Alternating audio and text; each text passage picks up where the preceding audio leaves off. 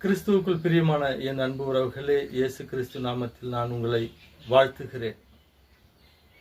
இயேசு கிறிஸ்துவுடைய ஊழியத்தை தடை செய்வதற்கு, இயேசு கிறிஸ்துவுடைய நற்செய்தி உலகம் முழுவதும் சென்று சேருவதற்கு தடையா இருக்கிற ஒரு காரியம் என்னன்னு கேட்டீங்கன்னா, பிசாசு ஒரு தவறான சிந்தையை இந்த உலக மக்களுடைய மத்தியில போட்டிருக்கான். அது என்னன்னு கேட்டீங்கன்னா, ஒரு சம்பவத்தின் மூலமாக நான் உங்களுக்கு விளக்க விரும்புகிறேன். இயேசு கிறிஸ்து சமாரியா என்ற ஒரு பட்டணத்துக்கு போறாரு. அந்த பட்டணத்துல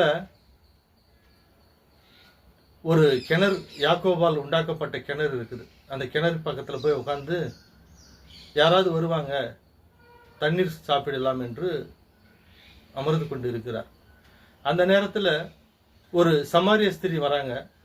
இயேசு கிறிஸ்து அந்த ஸ்திரீயோட கேட்கிறாரு, என்னுடைய தாகத்துக்கு கொஞ்சம் தண்ணீர் தா அப்படின்னு கேட்கிறார்.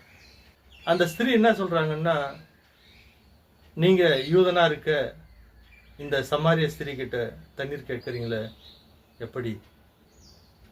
பிரியமானவர்களே, அந்த யூதன் சமாரியன் என்ற அந்த பிரிவினை அந்த இடத்துல இயேசு கிறிஸ்துவோடு இணைக்கிற சம்பவத்தை தடுக்குது பாருங்க. இன்னைக்கு இயேசு கிறிஸ்துவை நம்ம அறிக்கை செய்ய போனோம்னா, இந்த உலகத்தாரால் நான் பெரிய ஒரு இனத்தை சேர்ந்தவன் அப்படின்னு சொல்றவங்களாம் என்ன சொல்றாங்கன்னா, இயேசு கிறிஸ்துவா அது தாழ்ந்தவர்களுடைய கடவுள், தாழ்ந்த ஜாதியினுடைய கடவுள் அப்படின்னு சொல்லி நிராகரிக்கிற ஒரு காரியத்தை பிசாசு அவனுடைய இருதயத்தில் போட்டு வச்சிருக்கிறான். இயேசு கிறிஸ்து கிட்ட நெருங்காதபடிக்கு தடை செய்கிற இந்த பிரிவினை, உயர்ந்தவன் தாழ்ந்தவன் என்ற ஒரு பிரிவினையை இயேசு கிறிஸ்து எப்படி உடைக்கிறார்னு பார்த்தீங்கன்னா, அற்புதங்களாலும் அடையாளங்களாலும் அவர் செய்கிற நல்ல கிரியின் மூலமாக உடைக்கிறார். அப்ப இயேசு கிறிஸ்து அந்த ஸ்திரீ கிட்ட சொல்றாரு, நான் கொடுக்கிற தண்ணீர் உன் தாகத்தை நித்தியமாக தீர்க்கும். உன்னோடு பேசிக்கொண்டு இருக்கிறவர் யார் தெரியுமா அப்படின்னு கேட்டுட்டு அந்த ஸ்திரீயின் வரலாற்றை முழுவதுமாக சொல்லுகிறார். அப்ப அந்த ஸ்திரீ ஆச்சரியப்பட்டு கிராமத்துக்குள்ள ஓடி போய் அந்த கிராம மக்கள் முழுவதும் அறிந்து கொள்ளும்படியாக இயேசு கிறிஸ்துவை அறிவிக்கிறாள். இயேசு கிறிஸ்துவை அறிவிக்கிறார். அந்த கிராமம் முழுவதும் ஓடி வந்து கிறிஸ்துவனுடைய உபதேசங்களை கேட்கிறார்கள், கிறிஸ்துவை ஏற்றுக்கொள்ளுகிறார்கள். அந்த இடத்துல ஒரு ஒருமனம் உண்டாகிறது. கிறிஸ்துவனுடைய நற்செய்தி அறிவிக்கப்படுகிறது.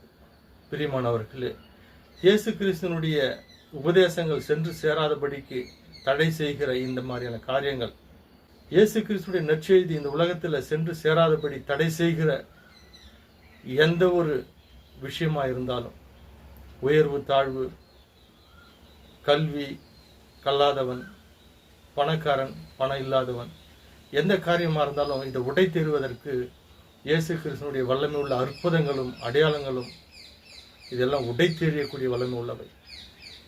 நம்ம இயேசு கிறிஸ்துவனுடைய நற்செய்தி சொல்ல போறோமா, தேவனுடைய பாதத்தில் அமர்ந்து வேதத்தை தியானித்து பரிசுத்தாவின் வல்லமையை பெற்றுக்கொண்டு நீங்க போகும்போது எந்த ஒரு காரியமும் உங்களை தடை செய்ய முடியாது.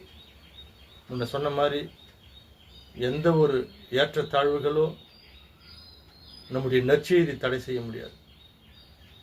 இயேசு கிறிஸ்துவனுடைய ஆவியானோர் நம்மேல் இருக்கும் பொழுது அடையாளங்கள் அற்புதங்கள் நடக்கும். இயேசு கிறிஸ்து தேவனுடைய பரிசுத்த ஆவியை கொண்டு பிசாசுகளை துரத்தினார், வியாதிஸ்தர்களை குணமாக்கினார், முடவர்களை நடக்க செய்தார். அற்புதங்களாலும் அடையாளங்களாலும் நான் யார் என்று அவர்களுக்கு நிரூபித்தார். அதுபோல உலக பிரகாரமாக இந்த சொல்லப்படுகிற இந்த தடைகளை உடைத்தெறிய இயேசு கிறிஸ்துவனுடைய உண்மையான உறவுகளாக நம்ம நிரூபித்து காட்டும்போது, இயேசு கிறிஸ்துவாக நம்ம மாறி நம்ம நடக்கும்போது, இயேசு கிறிஸ்துவை பற்றிய நற்செய்தி உலகம் எங்கும் சென்று சேர எந்த தடையும் இருக்காது. பிரியமானவர்களே, இந்த உலகத்தால் ஏற்பட்டு வைத்திருக்கிற இந்த தடைகள் எல்லாம் உடைப்போம். கிறிஸ்துவின் நற்செய்தி உலகம் எங்கும் அறிவிப்போம். கிறிஸ்துவின் பிள்ளைகளாய் வாழ்ந்து காட்டுவோம். இந்த நாள் இனிய நாளாக அமைக்க இயேசு கிறிஸ்துவின் ஜீவனுள்ள நாமத்தில் உங்களை வாழ்த்துகிறேன். God bless you. God bless you.